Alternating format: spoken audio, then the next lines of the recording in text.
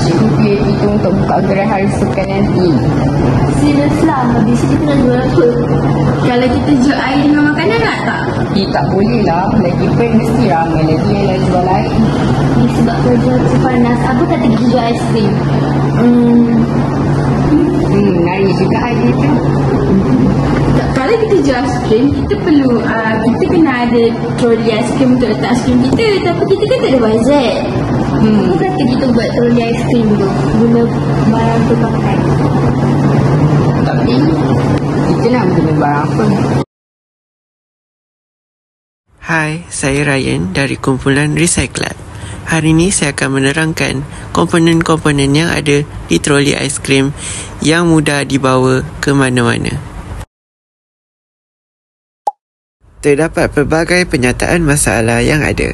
Nombor 1, penjual aiskrim yang tidak boleh bawa ke mana-mana.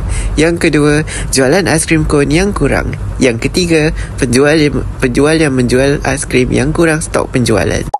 Dengan menghasilkan troli aiskrim ini, kita dapat menjual aiskrim di mana-mana tanpa masalah dan dapat memaksimalkan stok aiskrim yang untuk dijual.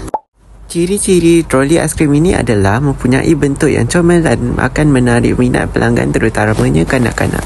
Selain itu, ruang simpanan aiskrim yang lumayan besar untuk menyimpan stok yang banyak. Ini merupakan bahan-bahan yang digunakan dan kos akhir untuk membuat troli aiskrim. Antara bahan adalah cardboard, pipe PVC, spray paint, gam tembak, kertas warna, aluminium, tayar terpakai dan papan kayu.